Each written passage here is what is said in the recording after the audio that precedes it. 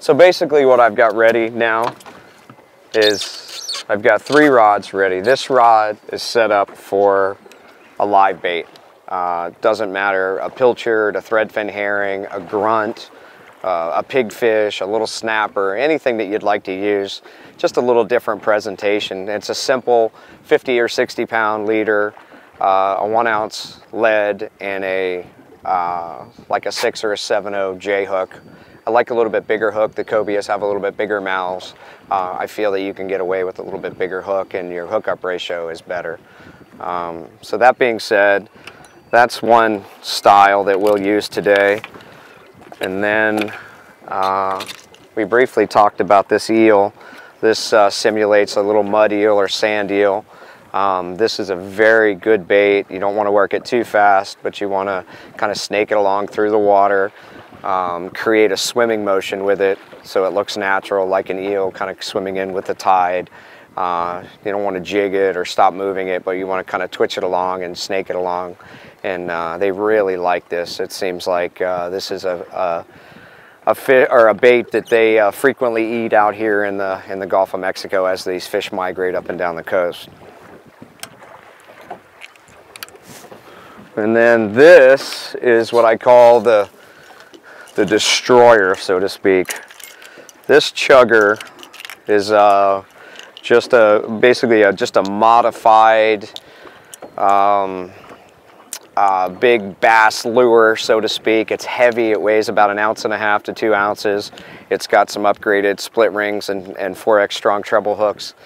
This serves a purpose, and the reason I like this and have it ready at all times is we're sitting here, we're fishing some baits on the bottom, we're not seeing much. All of a sudden I look 100 yards away and I see, you know, 4 or 5 cobias pop up on the surface and they're swimming on the surface. Well, obviously we have the anchor out.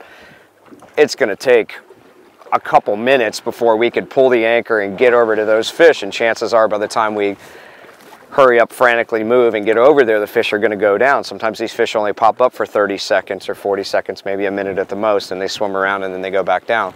This bait allows me to cast to where those fish are, and I can do one of 2 things. I can entice those fish and tease them, get them closer, closer, closer, closer to the boat, and then we can pitch other baits to them and have multiple hookups, or I can slow it down and let them eat this bait right on the surface, and I just bettered my opportunity to catch that fish that was 100 yards away, where a bait on this rod I would never be able to cast that far.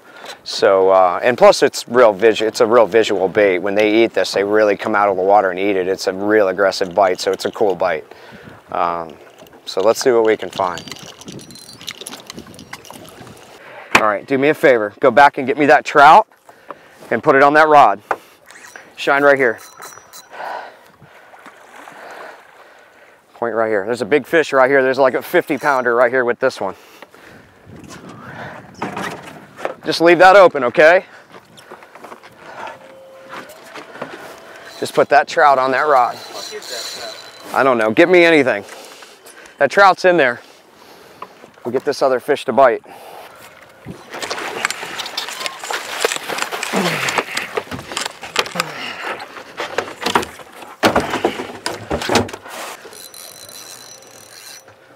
Straight up, straight up. There you go. Reel down all the way to the water, lift up slow. Real slow. Real slow. Do it again, real slow.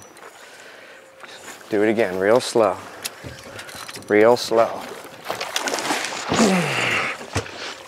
Yeah. All right, in the spread, cobia fishing, Gulf of Mexico. It's a nice fish. Yeah, nice fight. All right, open that hatch for me.